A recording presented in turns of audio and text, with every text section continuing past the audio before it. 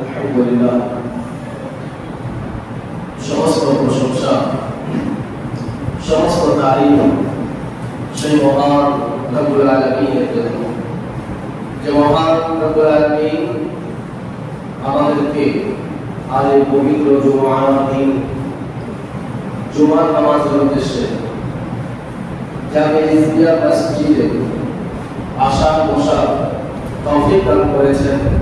আমরা সকলে বলি আলহামদুলিল্লাহ।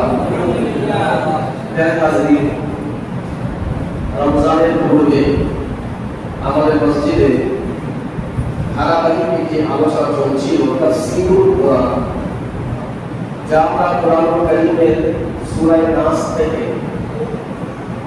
আমরা সূরা আদিয়াত পর্যন্ত তাফসীর শুনেছি। ধারাবাহিকভাবে প্রত্যেক থেকে একটি করে সূরা আমরা তাফসীর শুনেছি।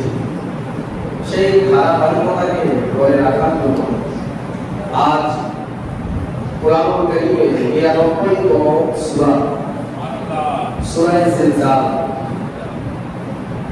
এই সূরাটি আজ আমার আলোচ্য বিষয়। ইনশাআল্লাহ আল্লাহ যদি তৌফিক দান করেন, আজকে এই জুমাতে সূরা জিলজালের তরজমা, সংক্ষিপ্ত তাফসীর, ফজিলত, শানে নুজুলগুলো বর্ণনা করা হবে। আল্লাহ তাআলা আমাদেরকে এই সূরা সমস্ত বৈশিষ্ট্যগুলো দান করুন। সকলে বলি আমিন। প্যারে হাজির, কোরআনুল কারীমের প্রত্যেকটি সূরা গুরুত্বপূর্ণ। বড় বড় সূরা ছোট, আবার বড় বড় সূরা মাঝারি, বড় বড় সূরা বড় আছে। সবচেয়ে বড় সূরা কোরআনুল কারীমের সূরা বাকারা, যা কমপক্ষে ২.৫ পারার মতো। আর সবচেয়ে ছোট যে সূরা কোরআনুল কারীমের, যেটি সূরা কাউসার, মাত্র ১ লাইনে শেষ। আর যে সূরাটি নিয়ে দাঁড়িয়েছি, সূরা জিলজাল, এই সূরা কিছু আগে ফজিলত আমরা শ্রবণ করি। যখন আমরা এই সূরার কিছু ফজিলতগুলো শ্রবণ করে নেব, বোঝা যাবে যে এই সূরার গুরুত্ব কেমন রয়েছে। প্যারে হাজির, সূরা জিলজাল রাসূলুল্লাহ সাল্লাল্লাহু আলাইহি ওয়াসাল্লামের দরবারে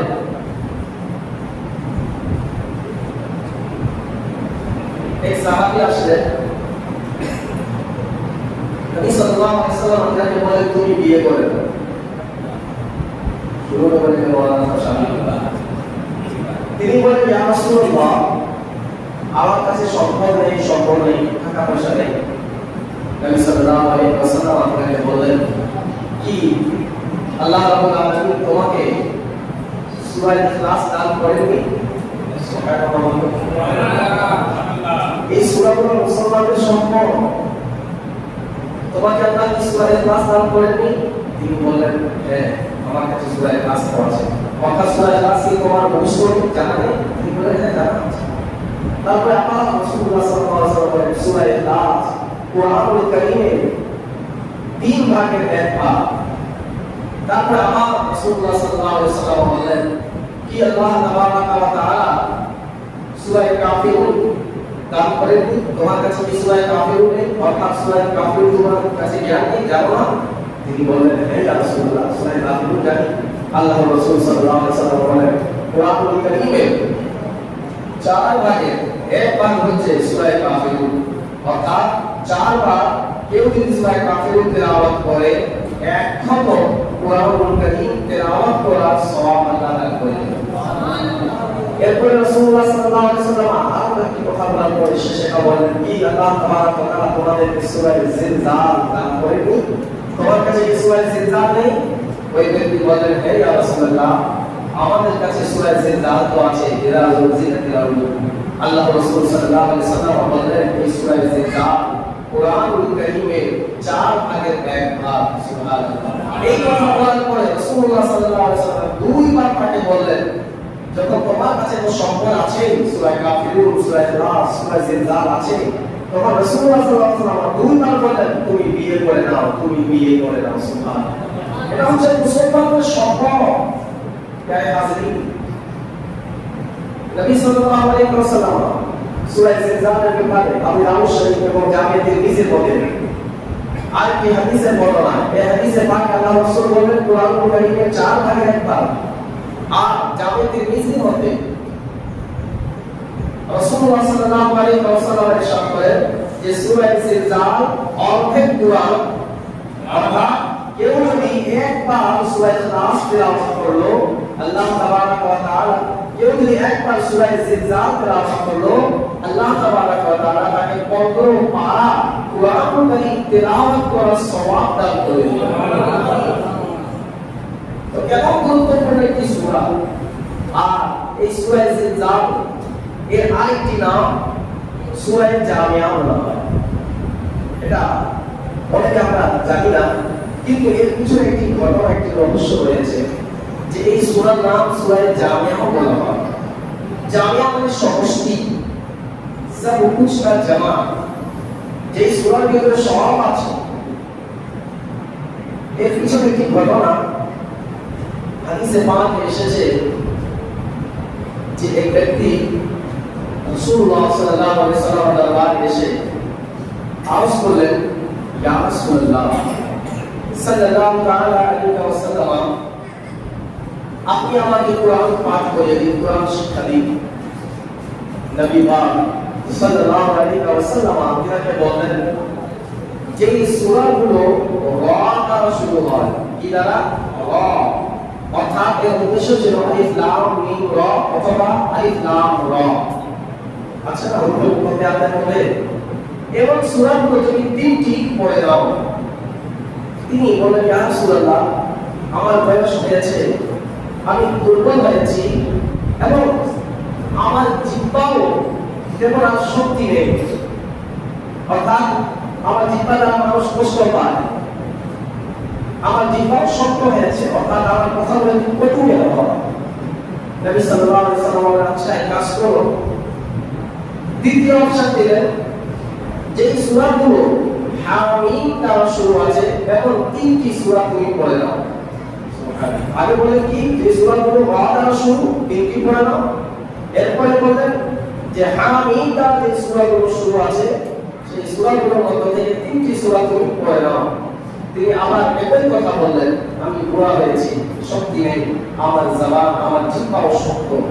এরপরে রাসূলুল্লাহ সাল্লাল্লাহু আলাইহি ওয়াসাল্লাম বললেন, তৃতীয় অপশন দিলেন, এক কাজ করো, তাহলে তুমি সাব্বাহ ইসমা অথবা সাব্বাহা লিল্লাহি বা ইউসাব্বিহু লিল্লাহি যে সূরা শুরুগুলোতে রয়েছে এবং তিনটি সূরা তুমি তেলাওয়াত করে নাও, পড়ে নাও।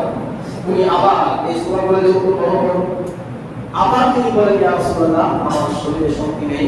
ওই আগের কথা বললেন। তিনটা অপশন দেওয়ার পরে রাসূলুল্লাহ সাল্লাল্লাহু আলাইহি ওয়াসাল্লাম কাছে ওই সাহাবী রাসূল বলেন, ইয়া রাসূলুল্লাহ, আপনি আমাকে এই জায়গায় তিনটি সূরা কথা ছিল।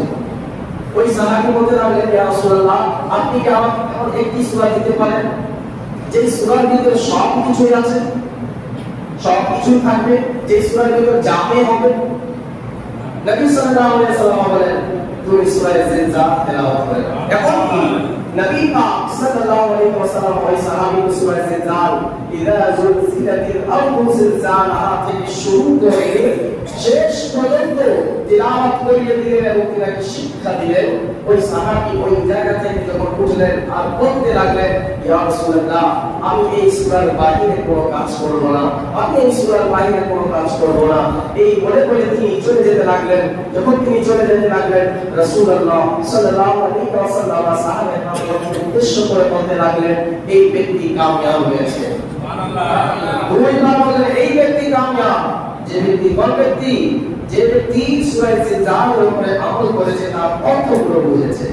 গায়ে এই ছিল সূরা জিলজালের কিছু ফজিলত। এবং যেহেতু তিনি বলেছেন জামি, এই সূরা জিলজালের একটি নাম হলো কি? সূরা জামিয়া। কেননা এই সূরার মধ্যে কিয়ামতের ময়দানে কি হবে সব কিছু নিয়ে আল্লাহ রাব্বুল আলামিন সংক্ষিপ্ত আকারে এই সূরার মধ্যে বর্ণনা করেছেন। বান্দার আমলনামা কিভাবে হিসাব কিতাব হবে সংক্ষিপ্ত আকারে আল্লাহ রাব্বুল আলামিন অল্প কথায় বেশি, অল্প বাক্যে বেশি কথা আল্লাহ রাব্বুল আলামিন পুরো একটি ছোট সূরাতে বর্ণনা করে দিলেন। আসুন এই সূরা জিলজাল অবতীর্ণ হওয়ার অনেক কয়েকটি কারণ আছে। কিয়ামতের বিষয়ে এই যে সূরার ভিতরে আলোচনা রয়েছে, কাফেররা, মুশরিকরা এবং মুনাফিকরা বিশেষ করে তারা সাহাবায়ে কেরাম রাদিয়াল্লাহু তাআলা আলাইহিম আজমাইনকে বারবার বলতো যে তোমার নবী বলে যে কিয়ামতের দিন আসবে, ইয়াউমুল জাযা আসবে। তারা ঠাট্টা করতো, এটা কোনো দিন না। তারা কিয়ামত অস্বীকার করতো, তারা বলতো মরে গেলে শেষ, আবার কিয়ামতের দিন কি আসবে? মরে গেলে আবার পুনরায় জীবন আমরা পাবো, মানুষ রূপে, প্রাণীর রূপে। এটা কাফেরদের আকীদা, কোনো মুসলমানের আকীদা না। তারা কিয়ামত অস্বীকার করতো এবং ঠাট্টা করে বলতো ওয়ায়াকুলুনা মাতা হাদাল ওয়া'দ ইন কুনতুম সাদিকিন। তারা বলতো মুনাফিকরা, যদি তোমরা সত্যবাদী হয়ে থাকো তবে বলো ওই ওয়াদার দিন অর্থাৎ কিয়ামতের দিন কবে আসবে। তারা বারবার এই কথাগুলো বলতো সাহাবায়ে কেরামকে। এমনকি আল্লাহ রাব্বুল আলামিন কুরআনুল কারীমে আরেক জায়গায় বলেন ইয়াসআলুনাকা আনিস সাআতি আইয়ানা মুরসাহা। তারা প্রশ্ন করে কিয়ামত কখন আসবে। এই ব্যাপারে কিয়ামতের বিষয়ে নিয়ে সাহাবায়ে কেরামকে ওই কাফির, মুনাফিক, মুশরিকরা বারবার প্রশ্ন করত। আল্লাহ রাব্বুল আলামিন এই কুরআনুল কারীমের কয়েকটি জায়গাতে কিয়ামতের আলোচনাগুলো বর্ণনা করে দিলেন। সেই গ্রন্থ থেকে একটি বর্ণনা হচ্ছে সূরা সিজদার মধ্যে কিয়ামতের বর্ণনা, যে কিয়ামত আসবেই, এটাই হচ্ছে বাস্তব, এটাই হচ্ছে সত্যি এবং প্রত্যেক মুমিন মুসলমানকে কিয়ামতের উপরে আকীদা এবং বিশ্বাস রাখতে হবে। প্রিয় হাজরিন, কিয়ামত যেহেতু একটি গোপন বিষয়, আল্লাহ রাব্বুল আলামিন তার প্রিয় বান্দাদেরকে কিয়ামতের জ্ঞান দান করেছেন। কিয়ামতের আলামত রাসূলুল্লাহ সাল্লাল্লাহু আলাইহি ওয়াসাল্লাম বর্ণনা করে দিলেন যে কিয়ামতের আগে কি হবে। বুখারী শরীফ খুললেই প্রথম পাতায় কয়েকটি হাদিস আপনি পাঠ করে দেখবেন। হাদিসে জিবরাইল যেটাকে বলা হয়, তার মধ্যেই আল্লাহ তাবারক ওয়া তাআলা রাসূল সাল্লাল্লাহু আলাইহি ওয়াসাল্লাম কিয়ামতের অনেক কয়েকটি আলামতগুলো বর্ণনা করে দিলেন। হ্যাঁ, কয়েকটি বিষয়ের জ্ঞান আছে যে বিষয়গুলো আল্লাহ ব্যতীত আর কেউ জানে না, এটা কোরআন বলে। যেমন আল্লাহ রাব্বুল আলামিন কোরআনুল কারীমে ইরশাদ করেন ইন্নাল্লাহা ইনদাহু ইলমুস সাআ, কিয়ামত কখন আসবে কেউ জানে না। ওয়া ইউনজিলুল গায়ব, বৃষ্টি কখন হবে এটাও কেউ জানে না। মায়ের গর্ভে কি আছে এটাও কেউ জানে না। এমনকি কালকে তোমরা কি খাবে এটাও কেউ জানে না, একমাত্র কে জানে? আল্লাহ ব্যতীত। এটা আল্লাহর কোরআন, এর উপরে আমাদের আকীদা, আমাদের বিশ্বাস। কিয়ামত কখন হবে কেউ জানে না, বৃষ্টি কখন আসবে কেউ জানে না। কিন্তু প্রিয় হাজিরিন, এই জায়গায় যে কথাটি রয়েছে যে আল্লাহ ব্যতীত আর কেউ জানে না, এর উদ্দেশ্য এটা যে আল্লাহ রাব্বুল আলামিন অবশ্যই তার নিজ জ্ঞান হিসাবে জানেন, কারো প্রদত্ত হিসাবে না। আর আল্লাহ রাব্বুল আলামিন যাকে যাকে চান তাকে ইলমে গায়ব দান করে দিয়ে থাকেন। তার প্রিয় বান্দা যেমন আপনি 29 নম্বর পারা থেকে তেলাওয়াত করবেন, তখন বোঝা যাবে ওই আয়াত পাকের মধ্যে লেখা রয়েছে যে গায়বের খবর একমাত্র আল্লাহ জানেন। ইল্লা মানিল তাবা মিন রাসূল, কিন্তু যেই মনোনীত, যে প্রিয় রাসূলকে আল্লাহ রাব্বুল আলামিন বাছাই করে নিয়েছেন, তাদেরকে ইলমে গায়বের জ্ঞান দান করে দিয়েছেন। সুবহানাল্লাহ। তাই হাজির, তো কিয়ামত কখন আসবে এটা কোরআন বলে, আল্লাহ ব্যতীত কেউ জানে না। কিন্তু আল্লাহ রাব্বুল আলামিন তাকে শিক্ষা দিয়েছেন, সেখানে আমার আপনার কোরআন কিছু নেই। ওই আয়াতের মধ্যে রয়েছে মায়ের গর্ভে কে আছে, ছেলে আছে, নবী আছে, কেউ জানে? এটা কোরআন বলে। কিন্তু আজকাল সাউন্ডের মাধ্যমে আমরা জানতে পারি না, বলুন না। এই কোরআনুল কারীমে আছে ওয়া ইউনজিলুল গায়ব, বৃষ্টি কখন হবে কেউ জানে না। কিন্তু আজকে আপনি মোবাইল অ্যাপের মাধ্যমে আপনি বুঝতে পারবেন যে বৃষ্টি কখন হবে না হবে। সায়েন্স উন্নত করেছে, তো এখন এর মানে এটা নয় যে কোরআনুল কারীম এই আয়াত বুঝতে বিরোধিতা করছে বা কোরআনুল কারীমের আয়াত ভুল না। আল্লাহ রাব্বুল আলামিন হাকিকি ইলমে গায়বের মালিক, তিনাকে কেউ শিক্ষা দেননি। আল্লাহর জ্ঞান, আল্লাহর ইলম নিজেই নিজেই আছে। আর আল্লাহ রাব্বুল আলামিন যাকে যাকে দান করবেন, আল্লাহ প্রদত্ত হিসাবে তারা জেনে নেবেন। তো তেমনই ভাবে আগে কেউ যদি বলতো গর্ভের ভিতরে কি আছে কেউ জানে না, ছেলে আছে না মেয়ে, বিশ্বাস করা সম্ভব ছিল।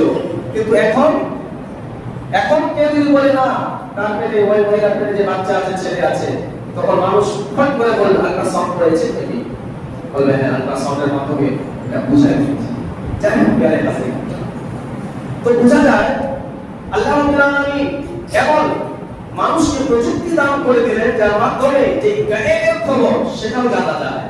এবং ওই আয়াতে পাকের মধ্যে কাউকে তোমরা কি খাবে এর ব্যাপারে আল্লাহ ব্যতীত আর কেউ জানে না। এই আয়াত ঠিক আছে, কিন্তু আল্লাহ রাব্বুল আলামিন যাকে দান করে দিয়েছেন তারাও জানে, তারাও বলতে পারেন। যেমন হযরত ঈসা আলাইহিস সালাম, এটা কুরআন স্বয়ং বলে যে হযরত ঈসা আলাইহিস সালামকে আল্লাহ এমন জ্ঞান দিয়েছিলেন যে তোমরা ঘরের ভিতরে কি কি লুকিয়ে রেখেছো এই বিষয়গুলো হযরত ঈসা আলাইহিস সালাম তার উম্মতিদেরকে বলে দিতেন।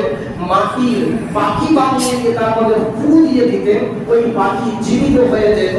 অন্ধের চোখের উপরে হাত তিনি বুলিয়ে দিতেন, সেই অন্ধ ব্যক্তির চোখের আলো ফিরে আসতো। প্রিয় হাজিরিন, এমন বিষয়গুলো এর থেকে বোঝা যায় জ্ঞান ইলমে গায়েবের জ্ঞান একমাত্র তার মালিক আল্লাহ আছেন, আল্লাহ আছেন। আর সেই নিজের ইলম আল্লাহ যাকে যাকে পছন্দ করেন তাদেরকে দান করে দিতে পারেন। তাই কিয়ামত কখন হবে, এখন এটার মানে এটা নয় যে কিয়ামত কখন হবে কেউ জানে না, আল্লাহ তো জানেন। আর আল্লাহ যাকে যাকে জানিয়ে দিয়েছেন তারাও জানে, সুবহানাল্লাহ। যেমন বাবু বুখারী শরীফের হাদিস আছে, বাবু মা বাদামিল খালক থেকে হাদিসটি একদিন রাসূলুল্লাহ সাল্লাল্লাহু আলাইহি ওয়াসাল্লাম হযরত ফারুক আযম এই হাদিসটি বর্ণনা করেছেন। বুখারী শরীফের 66 হাদিসের কথা আমি বলছি, সবচেয়ে উত্তম বুখারী শরীফ বই থেকে হযরত ফারুক আযম বলেন যে একদিন রাসূলুল্লাহ সাল্লাল্লাহু আলাইহি ওয়াসাল্লাম মিম্বারে দাঁড়িয়ে দুনিয়ার শুরু থেকে নিয়ে দুনিয়ার শেষ পর্যন্ত কি হয়েছে, কি হচ্ছে, কি হবে সব বর্ণনা করে দিলেন, সব বর্ণনা করে দিলেন।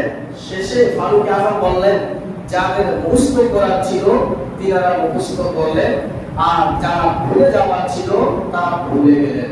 এর থেকে বোঝা যায় যা হয়েছে এটাও নবী জানেন, যা হচ্ছে এটাও জানেন, যা হবে এটা তো গায়েবের জ্ঞান, আল্লাহ শুধু জানে। কিন্তু আল্লাহ যাকে শিক্ষা দান করে দিয়েছেন আল্লাহর দানকৃত হিসাবে তিনাও জানেন, সুবহানাল্লাহ। এতে আমাদের হিংসা করার কিছু না, আল্লাহ নবীকে তো দিয়ে দিলেন, কেউ যদি বলে না না জানে এটা হিংসার কথা।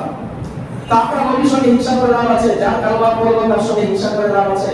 আল্লাহ যদি কাউকে দিয়ে দিয়েছেন ভাই আমাকে হিংসা করা বা গায়ে আগুন লাগা কোনো বিষয় না, যেটা সত্য সেটা সত্য আছে। যাই হোক গায়ে হাজিরিন, তো সূরা জিলজাল আমি বলছিলাম, সূরা জিলজালের মধ্যে কিয়ামতের কথা, কিয়ামতের আলোচনা আল্লাহ রাব্বুল আলামিন করেছেন। প্রথম আয়াত, আর এই সূরাটি হচ্ছে মাদানী সূরা, অর্থাৎ মদিনা মুনাওয়ারাতে হিজরতের পরে যে সূরাগুলো অবতীর্ণ হয় সেই সূরাগুলোকে বলা হয় মাদানী। আর যেগুলো হিজরতের আগে নাযিল হয়েছে যে আয়াত, যে সূরা, সেই সূরাগুলোকে বলা হয় মাক্কি সূরা। যাই হোক, প্রথম সূরা বিসমিল্লাহির রহমানির রহিম, এই সূরার প্রথম আয়াত ইযা যুলজিলাতিল আরদু জিলজালাহা, যখন ভারী ভূমিকম্পের কারণে এই জমিন কম্পিত হবে। অর্থাৎ এখন যে ভূমিকম্প হওয়া, কিন্তু কিয়ামতের নিদর্শনের মধ্যে হচ্ছে কিয়ামত আসবে কিভাবে, ভূমিকম্প হবে, কিন্তু সাধারণ ভূমিকম্প না, ভারী ভূমিকম্প হবে। এমন ভূমিকম্প যেটা এর আগে আর হয়নি।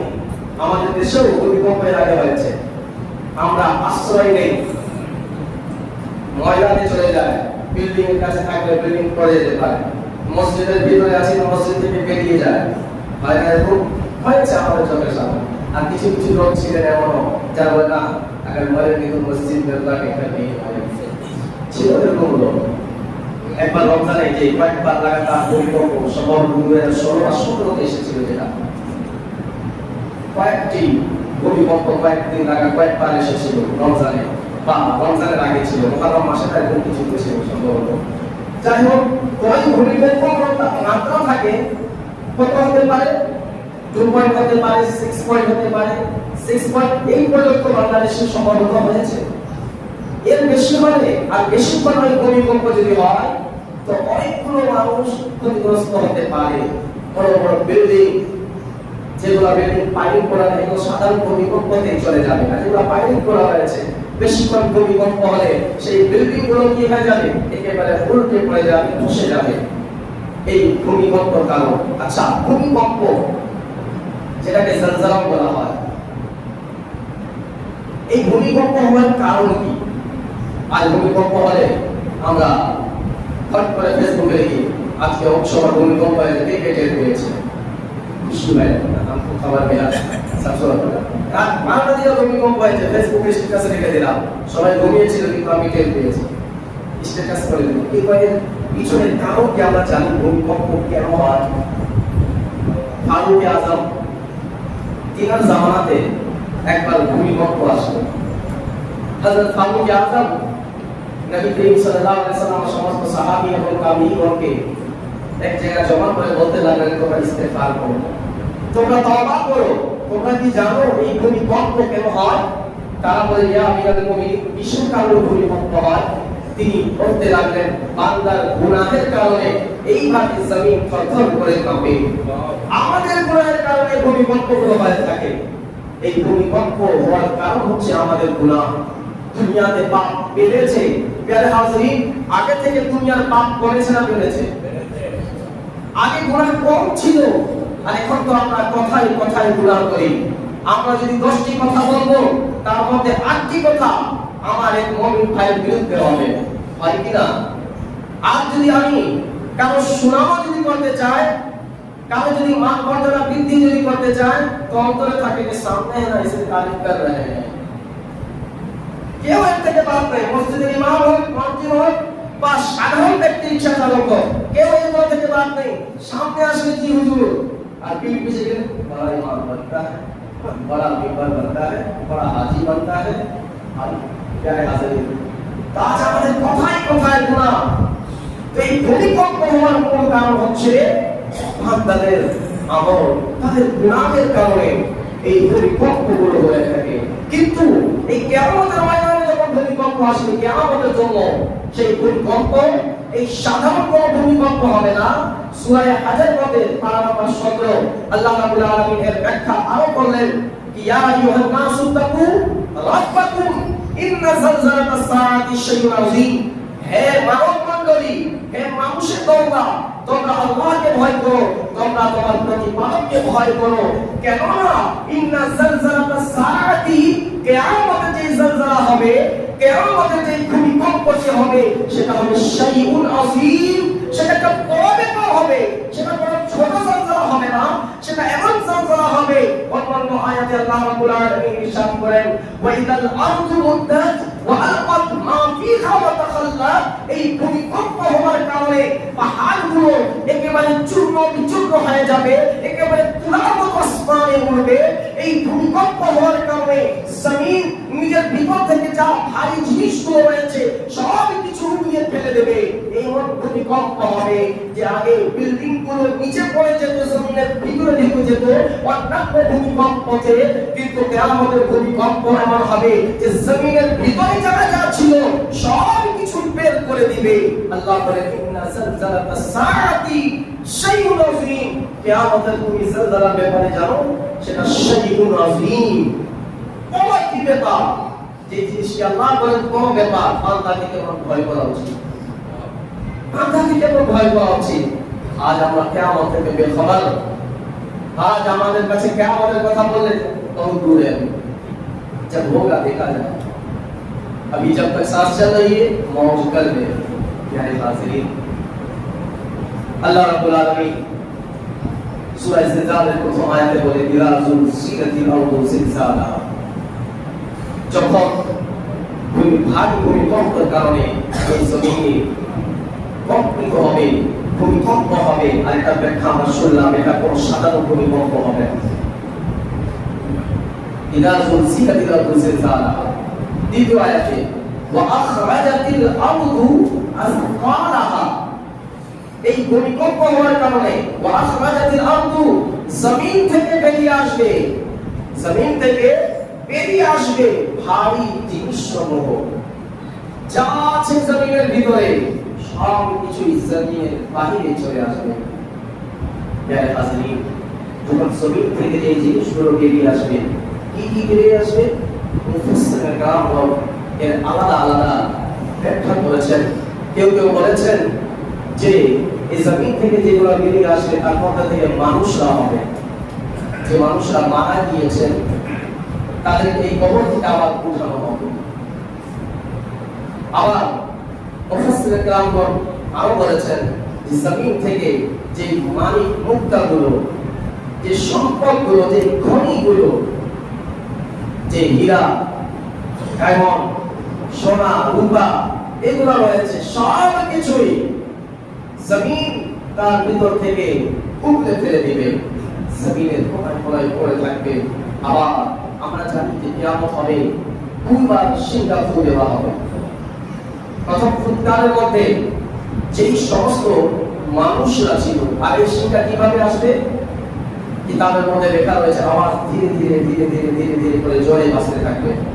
এমন আওয়াজ আসবে, সিটির মধ্যে যে আওয়াজ আসবে মানুষের কানে আগে কান থেকে একবারে মনে হয় কিছু শোনা যাচ্ছে না, এমন করে করে মানুষ কানের ভিতরে আঙুল ঢুকিয়ে দিবে, কিন্তু তার আওয়াজ থেকে তাও রেহাই পাবে না। এমন হয় যেন মাথার রগগুলো ফেটে যাবে, মানুষ সঙ্গে সঙ্গে মরে যাবে। প্রথম ফুৎকারের মধ্যে শুধু মানুষ না, যত জিন আছে তারাও মরে যাবে, যত ফেরেশতাও রয়েছে তিনিও শেষ হয়, তিনারাও শেষ হয় না। এমনকি যে ফেরেশতা হযরত ইসরাফিল আলাইহিস সালাম যিনি সিংহায় ফুৎকার দিচ্ছিলেন তিনিও শেষ হয়ে যাবেন। কুল্লু মান আলাইহা ফান, সব কিছু ফনা হয়ে যাবে। ওয়ায়াবকা ওয়াজহু রাব্বিকা যুল জালালি ওয়াল ইকরাম, শুধুমাত্র আল্লাহর জাত বাকি থাকবে, আর কিছুই থাকবে না, কোনো কিছু থাকবে না। এত সব মেরে বিল্ডিং করেছি, ভাইয়ের জমিন ভাইকে না দিয়ে আমি এক হাত বাড়িয়ে দিয়েছি, প্রতিবেশীকে না দিয়ে, कि थोड़ा सा घर मेरा बड़ा हो जाए, इत्मीनान से सोएंगे, সব শেষ। থাকে যাবে নাকি বলুন না? এই समझे मेरी बात। आज আমি আমার প্রতিবেশীকে কষ্ট দিয়ে ওয়াল একদম 0 पॉइंट नहीं रहेगा, जो करना है कर लो, টাকা है मेरे पास, সেটা থাকে যাবে?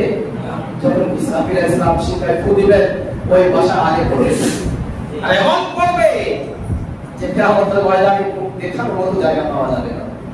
আর আমার বোনের জায়গা আর আমার ভাইয়ের জায়গা তাদেরকে না দিয়ে, এখন প্রধান আমার, আমি তাদের ভাগ না দিয়ে, তাদের অংশীদারি না দিয়ে পুরা আমি অজগরের মতো পুরা সম্পদের উপরে বসে গিয়েছি। কে আসবে তাকেও গিলে খেয়ে সেই সম্পদগুলো কি বেঁচে থাকবে? আমিও বেঁচে থাকবো না, তো তোমার সম্পদগুলো আমি কি করব?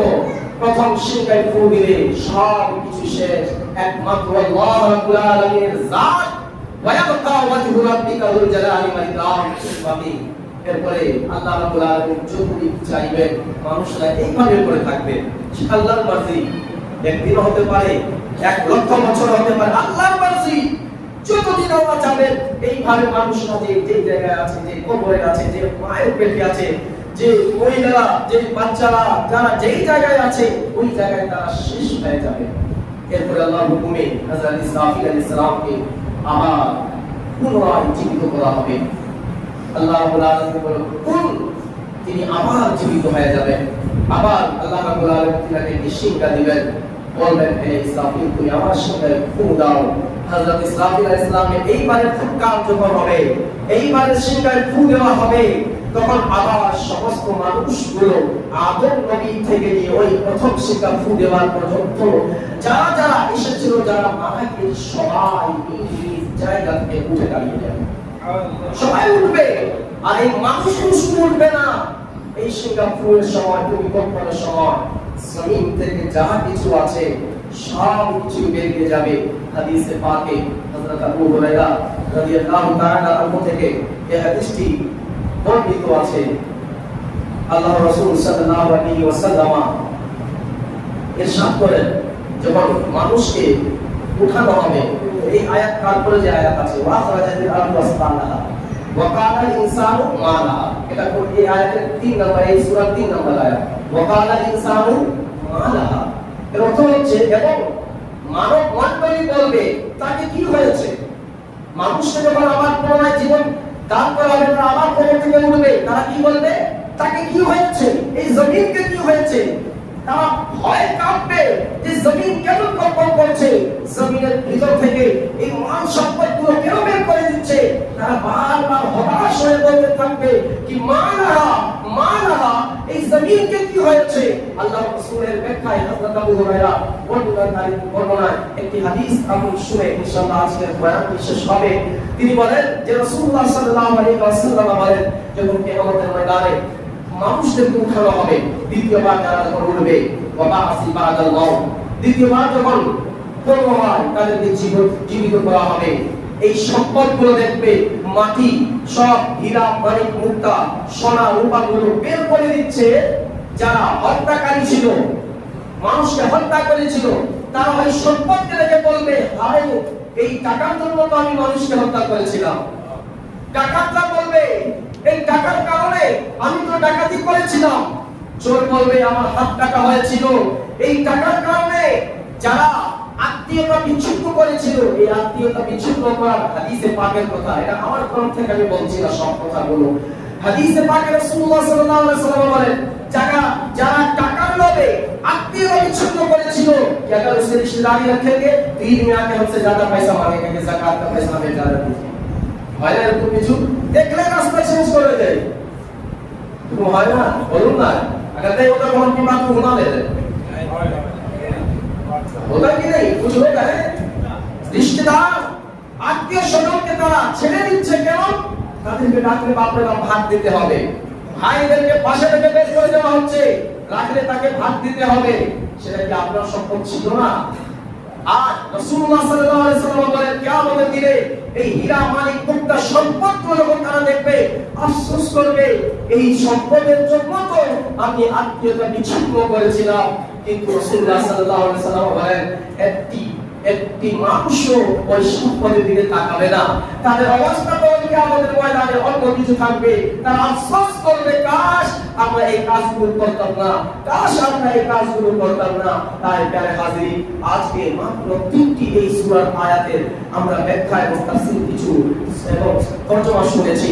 ইনশাআল্লাহ আগামী সপ্তাহ এর আরো কিছু ব্যাখ্যা বিশ্লেষণ আমরা শ্রবণ করব। কিন্তু যতটুকু আমরা আজকে শ্রবণ করেছি তার থেকে আমাদেরকে একটি শিক্ষা আজকে নিতে হবে যে এই দুনিয়ার সব টাকা পয়সা একদিন শেষ হয়ে যাবে। বাকি থাকবে কি? যা ব্যবহার, যে আচরণ, যে আখলাক আমরা আমাদের আত্মীয় স্বজন, আমাদের প্রতিবেশী এবং অন্যান্য মুমিনদের সঙ্গে আমরা করে গিয়েছি, সেগুলো কালকে আমাদের ময়দান পর্যন্ত বাকি থাকবে। তো যেই জিনিসটি বাকি থাকবে সেই জিনিসের প্রতি আমাদেরকে বেশি জোর দিতে হবে। আর যে কোঠা, দালান, গাড়ি, বাড়ি, ব্যাংক ব্যালেন্স যেগুলো একেবারে শেষ হয়ে যাবে, কিয়ামতের দিন তাকে কেউ নাড়বেও না, বুঝবেও না, দেখবে, আফসোস করবে, এর জন্য সব করেছি। সেই জিনিসের পিছনে আমাদেরকে বেশি ছুটা যাবে না। আল্লাহ রাব্বুল আলামিন আমাদের সকলকে সঠিক বুঝ দান করুন। সকলে বলে আমিন। মা আলাইনা ইল্লাল বালাগ।